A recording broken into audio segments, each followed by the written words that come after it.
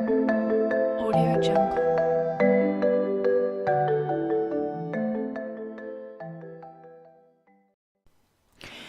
2018년도 5월 15일 화요일입니다. 에스더입니다. 자, 오늘도 뉴스가 주요한 뉴스가 뭐가 있나 하고 들어와 봤습니다. 보시다시피 판문점에서 남북 고위급 회담을 한다라고 하는데 전 관심도 없습니다. 전 쟤네들이 뭘 하는지 관심도 없고요. 기가 막힌 것은 제가 우연히 본 뉴스가 있는데 탈북자를 송환하겠다라는 이야기가 나오고 있습니다. 기가 막히죠. 기가 막힙니다. 인권 변호사 어디 갔나?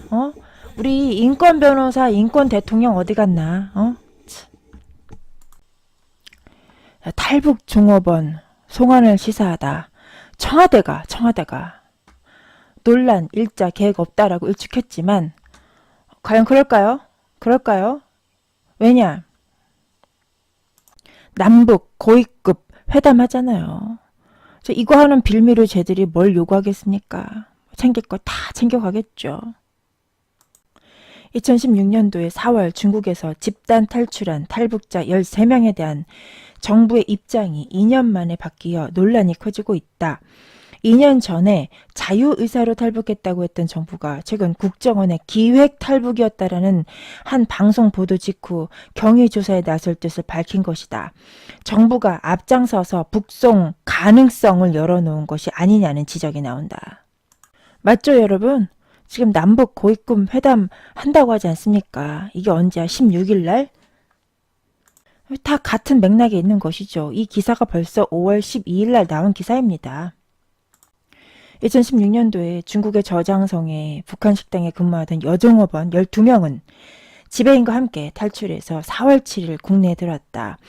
당시 통일부는 이들이 해외에서 한국 TV, 드라마, 영화, 인터넷 등을 통해 한국의 실상과 북한 체제의 허구성을 알게 됐으며 최근 집단 탈북을 결심했다고 설명했다. 북한은 4월 12일 괴뢰정보원 깡패들이 조작한 전대미문에 유인 납치라며 종업원 즉각 송환을 요구했다. 우리 정부의 이산가족 상봉 제안에 북한은 여종업원 송환 없이는 이산가족 상봉도 없다고 했다. 그러니까요. 쟤네들 지금 대가 요구하는 거 아닙니까? 이산가족 상봉 하나 하는데 야 니네도 좀 뭐 좀 갖고 와. 그래서 여종업원하고 맞교환하는 겁니다. 이 대한민국은 인권이 없어. 인권이 없어. 자기들의 정치적인 것을 정치적인 목적을 달성하기 위해서는 인권이고 나발이고 없습니다. 그게 평화입니까? 여종업원, 북한이 싫어서 탈출한 여종업원을 다시 북송시키면서까지 북한과 이렇게 만나고 해야 되는 것이 이게 지금 평화입니까? 참 웃기지도 않습니다. 그 다음 내용을 들어보면 더욱 기가 막힙니다. 국내 일부 단체도 북한 주장에 동조를 했다. 기가 막히네. 자, 거기 국내 일부 단체라고 하는 곳이 어디냐면요. 여기입니다. 민주사회를 위한 변호사 모임, 민변이랍니다. 의혹은 해소돼야 한다며, 의혹은 해소돼야 한다며 국정원에 종업원들에 대한 변호인 접견 신청을 했다. 자, 이 의혹은 누구의 의혹입니까, 여러분? 북한에서 주장하는 의혹입니다. 그러면 이 북한에서 주장하는 의혹을 동조하는 것은 이 민변은 뭐요, 지금? 북한을 위한 변호사 모임입니까? 북한 인민민주사회를 위한 변호사 모임입니까? 왜 북한 측에서 주장하는 의혹에 동조를 하는 거죠? 대한민국 국민이?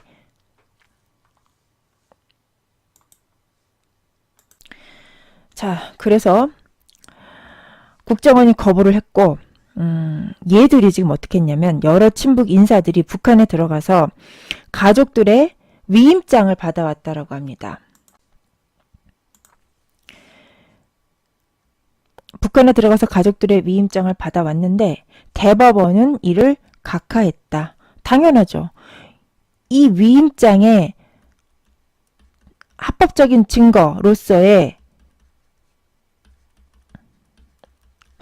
증거로서 이 위임장을 입증할 수가 없잖아요. 진짜 가족들한테 받아왔는지 아닌지 그거 어떻게 입증할 겁니까? 자, 그런데 이렇게 일단락 됐었던 것처럼 보인 이 탈북 여성들 여종업원 사건이 JTBC 보도를 통해서 다시 수면 위로 떠올랐다고 합니다.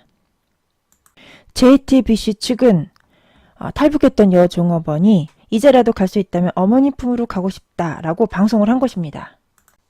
그런데 전직 공안 관계자는 이렇게 말합니다. 12명 중에 한두 명은 지들이 어딜 가는지 모르고 그냥 다 가니까 이렇게 따라 나설 수도 있다. 그럴 가능성도 배제할 수 없다. 그리고 한국에 막상 도착을 해보니까 또 한국에 정착해서 살겠다라는 뜻이 분명히 있었다라고 말을 하고 있습니다.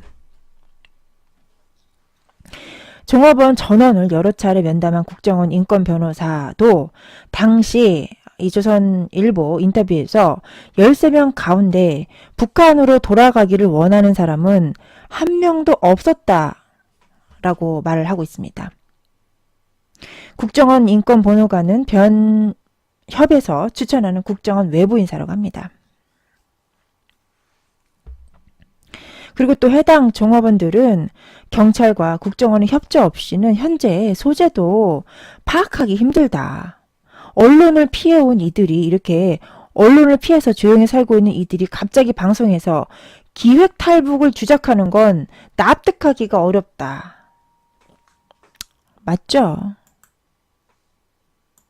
제가 보기에는요. 기획 탈북이라고 주장하는 쟤네들이 오히려 기획을 하고 있는 것 같습니다. 기획 탈북이라고 주장하는 쟤들이 진짜 기획자다. 민변. 뭘 기획하고 계십니까? 기획 탈북이라고 주장하면서 도대체 무엇을 기획하고 계십니까? 정부. 이 정부는 현재 문재인 정부를 얘기하죠. 인권 변호사 출신의 문재인 정부가 이산가족 상봉, 북한에 억류된 우리 국민 송환을 위해서 탈북 종업원들 송환이라는 막교환 카드를 만지는 것이 아니냐. 이런 질문에 청와대 관계자가 교환할 가능성에 대해서 진전이 되면 말씀드리겠다라고 했답니다. 그러니까 이게 옵션으로서 생각을 하고 있다는 뜻이죠. 인권 변호사가. 정부가 사실관계 확인을 언급했지만 사실관계 이런 조사가 탈북자와 그 가족을 사지로 담을 수 있다라는 우려도 적지 않다. 사실관계를 확인한다라는 것은 뭐냐면요. 이겁니다. 색깔 좀 바꾸고요.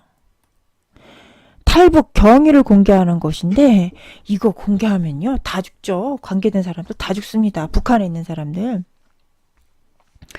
스스로 탈북했다라고 공개를 해버리게 되면 북한에 남은 가족들은 반역자로 무리로 몰리게 돼서 정치, 수용소 이런 데로 가게 되겠죠.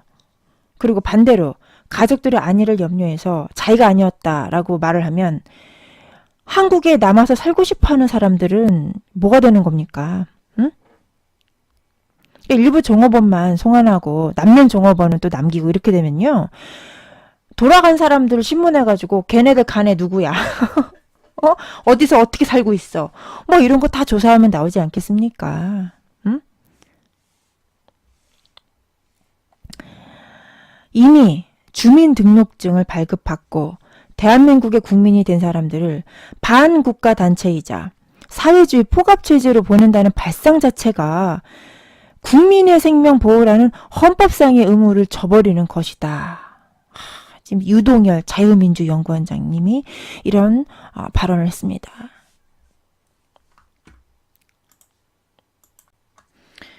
자, 그래서 우리가 인권 문제가 이렇게 중요한 겁니다, 여러분.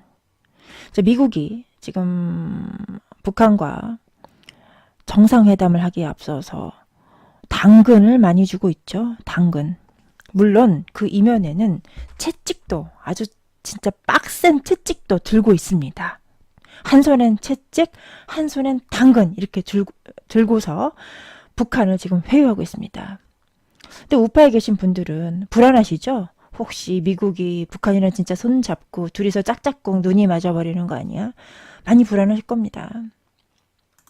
그런데 미국이 진짜로 북한을 잡을 땐요, 채찍으로 잡는 게 아닙니다. 여러분, 채찍으로 잡으면 잡힙니까? 채찍으로 잡을 수 있어요? 양을 잡을 때는 채찍은요, 몰아갈 때 쓰는 겁니다. 몰아갈 때. 이랴 이렇게 몰아갈 때.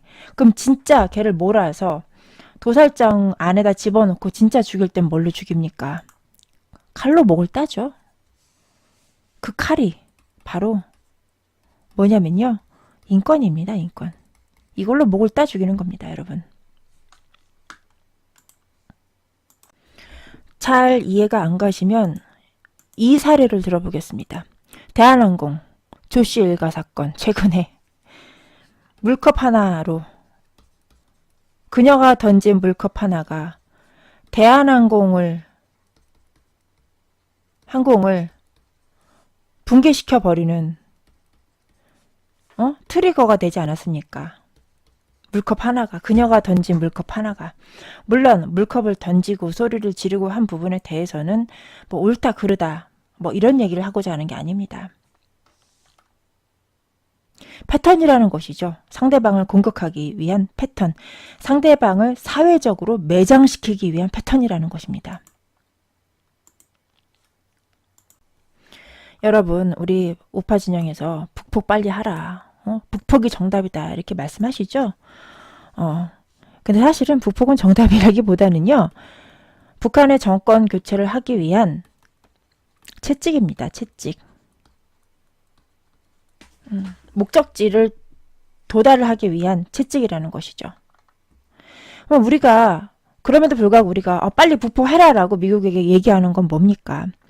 우리는 너와 함께 있다, 너와 같은 편이다 라는 것을 알려주기 위한 가장 좋은 표현 방법이기 때문에 우리가 미국에게 북폭하라, 북폭합시다 이렇게 얘기하는 것입니다. 그러나 이 현실적인 차원에서 북한 문제를 해결하기 위한 현실적인 대안은 사실 좀 아닙니다. 이게 극단적인 거는요, 부작용이 크기 때문에 부작용이 큽니다. 그래서 좋게 부작용이 없는 방향으로, 부작용을 최소화할 수 있는 방향으로 북한 정권의 목을 따야 된다는 것이죠. 가장 부작용이 없는 그러한 방법이, 그러한 칼은 바로 인권이라는 칼을 사용해야 됩니다. 여러분, 인권이란 칼.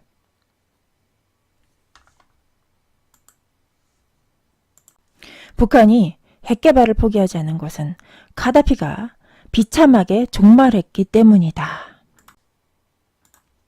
여러분, 이 카다피가 누군지 아십니까? 자, 여러분 리비아라고 많이 들어보셨죠? 뭐 리비아식 핵폐기 이런 말 많이 들어보셨을 겁니다. 리비아식 핵폐기가 즉각적으로 완벽하게 완전하게 폐기하는 것이죠. 단계적으로 하는 게 아니고요. 지금 북한과 중국 뭐 이런 애들이 주장하는 게, 또 우리나라 저가대 이렇게 주장하는 게 단계적, 포괄적 뭐 이런 거 아니겠습니까? 이거 아니라는 겁니다. 이거 아니고 리비아식 핵폐기는 단번에 하는 건데, 뭐 이 정도 되는 뭐 상식은 여러분들 뭐 이미 다 알고 계시죠? 근데 그 리비아식 핵폐기 이후에 이 카다피가 죽었습니다. 이 독재자. 얘는요, 이슬람 공산 독재자입니다. 이슬람 공산 독재자.